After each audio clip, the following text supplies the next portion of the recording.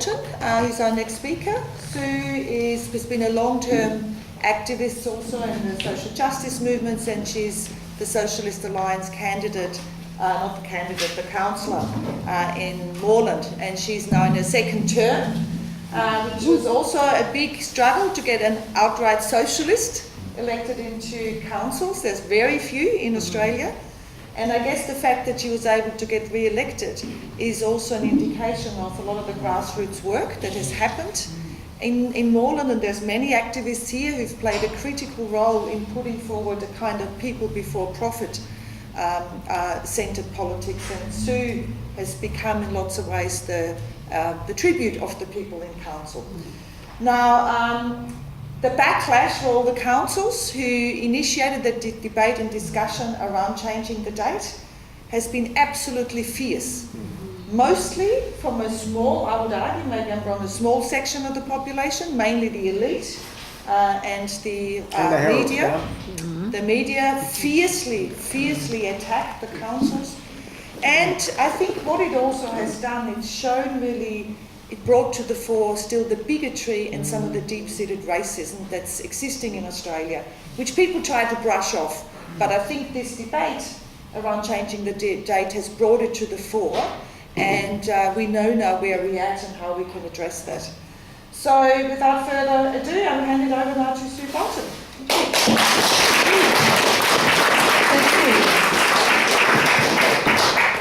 I would like to start by recognising we're standing on stolen land today, the land of the Wurundjeri, the Kulin Nation, and I would like to acknowledge Aboriginal elders past and present, including all of those elders in the long past that remain, that are unrecognised outside the Aboriginal community. And I'd also like to recognise the Aboriginal community from where I grew up in Western Queensland, because the little town where I grew up, where there used to be a lot of Aboriginal people who used to live 100 years ago or over 100 years ago, by the time I came along in the 70s, there was only one family living in the town, and they didn't come, their mob wasn't from that area. And I think from what I've been able to piece together, that the mob in that area were very brilliant fighters for their land. And so in the early 1900s, they were all carted off to either Palm Island or Woorabinda. And Palm Island was where a lot of the strong fighters were sent. And, you know, there are quite a few towns around Australia like the town where I grew up in Western Queensland. So I don't know if there's ever been an opinion poll done, but there is a very sizable chunk of people in Australia, perhaps a majority, but I don't know, who recognise that Aboriginal and Torres Strait Islander people had their land invaded by the British and experienced a systematic genocide. The fact that this is widely recognised is reflected by the massive protests over the last few years. Firstly, which really started in response to the threat to close Aboriginal communities in WA with the development of Warriors of the Aboriginal Resistance and SOS Black Australia. But these were massive. These were protests all over Australia, including not only the major cities, but also country towns as well. Towns where I've never seen any political activity other than maybe the Work Choices campaign. But also in 1988, when the government tried to do its bicentenary protests in Australia, in Sydney, well, sort of tried to celebrate the bicentenary all over Australia, particularly in Sydney, there was a massive protest of 100,000 people in Sydney to counter that. So there's always been, side by side with the racist version, there's always been the anti-racist section of the Australian community. But while there is, there is this total disconnect of people who understand, or certainly the Aboriginal community, Aboriginal and Torres Strait Islander community, and then supporters who understand some of what the community's gone through. At official levels, there's a total disconnect. At official levels, the politicians pander to the racist version of Australia's history.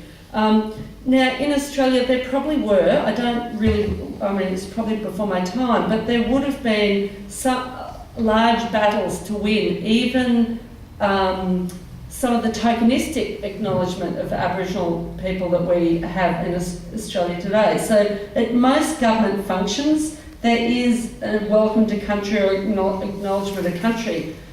Problem is, it usually stops there.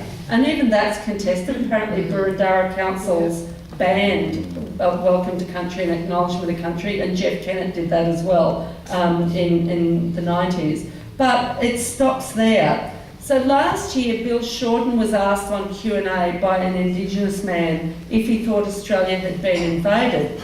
And his response that, if I was an Aboriginal or Indigenous person, yes, I would think Australia was invaded. But the invasion was a historical fact. It was a fact. You don't have to be an Aboriginal person to know that the country was invaded. And then even this small concession by Shorten, which he later felt a bit embarrassed about, was attacked by Turnbull. And when you look at the media around Invasion Day, it is like the psychological term of dissociation. So on one hand, SBS, usually SBS, but maybe some of the other stations as well, usually do have some film footage of Aboriginal protests or the Survival Day concert in Sydney, etc. But the main story is really Australia Day, the waving of the Aussie flags. And there never used to be as many Aussie flags around when I was a kid. That's a deliberate propaganda campaign from the early 90s, ever since that big Aboriginal Rights March in 1988. Amongst working class people, opinion is divided. There's a layer of working class Australians who absolutely recognise the genocide and want to see reparation given. But there's a layer of Australians, especially amongst the older generation, who are in total denial. And it reminds me of someone who's got an addiction, who's in denial about their addiction. I've sort of chatted to some people on the phone after the decision not to recognise Australia Day, and some people are very elderly, one woman who was 95 who rang me up, and I'm unlikely to change her opinion. Maybe actually if I was Lydia, I might have more of a chance, because in this situation people are more likely to listen to an Aboriginal person. But this woman, she was sort of, she recognised, yes, there were some bad things done, but she's not willing to acknowledge the scale of what occurred. But also she kept referring back to what she was taught at school.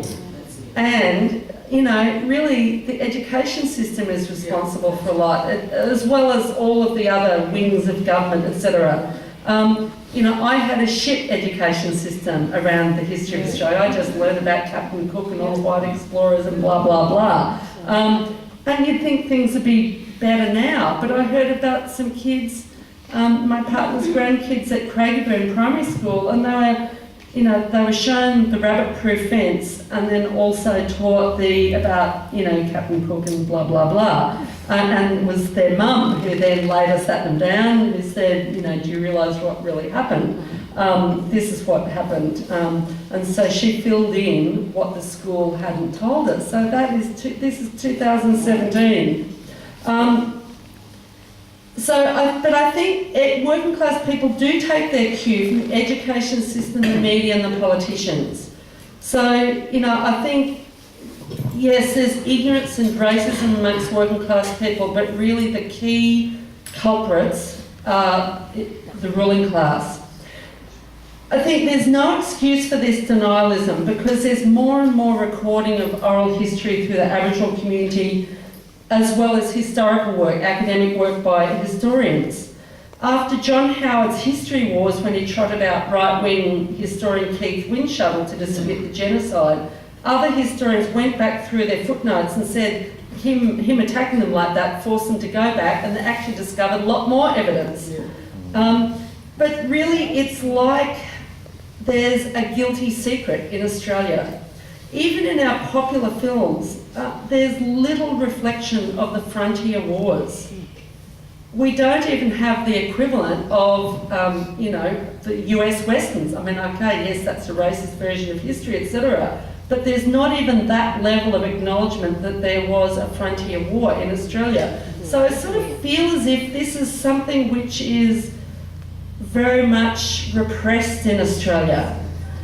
The massacres and other atrocities that happened during the frontier wars are not ancient history, especially if you're a descendant of the victims of the wars.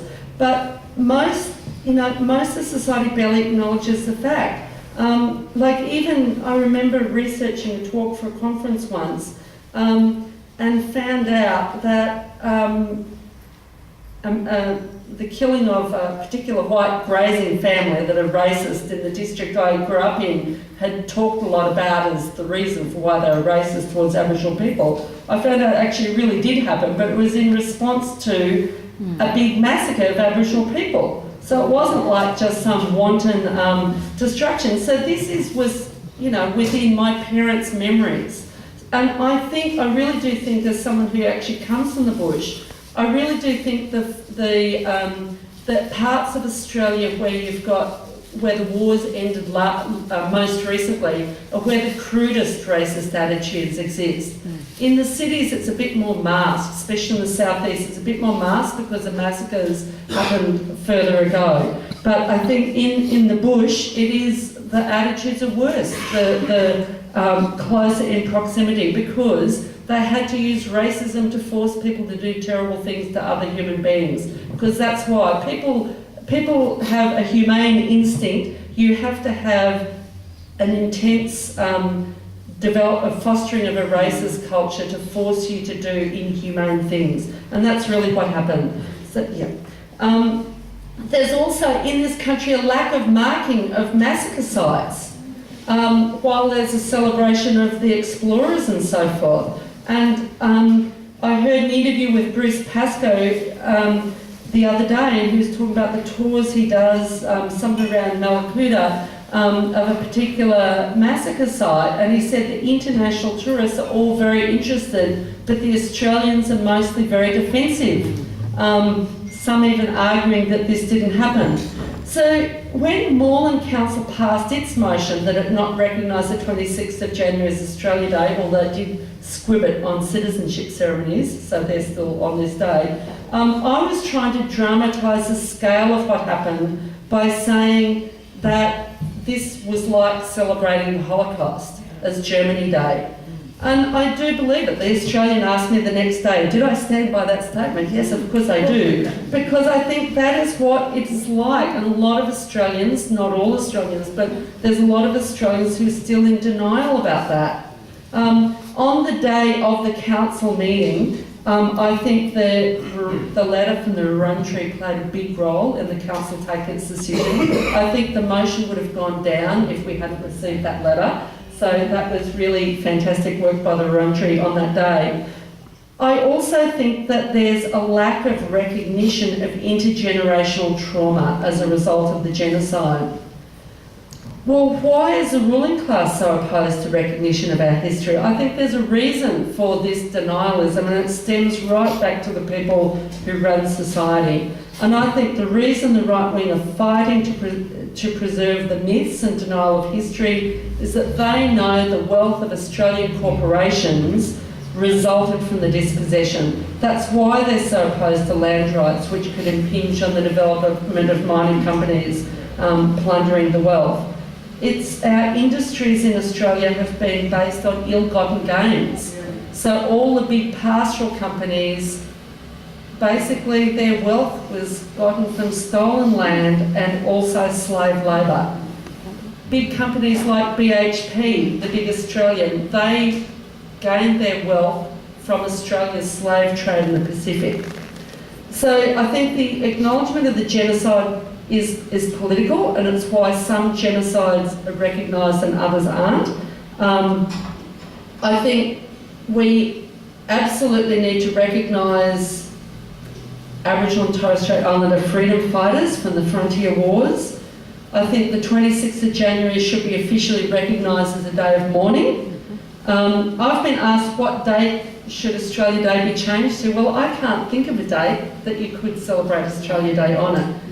Like Gary, I think the only suitable date will be the date of the signing of a treaty. So I think we shouldn't have an Australia Day until such a day, and a genuine treaty. Also, not an Ernst & Young treaty. I mean, I can think of other days which are more deserving of celebration, not really as Australia Day, but like the Eureka Stockade, that did result in some development of democratic rights. We won some democratic rights over that, even though it was defeated.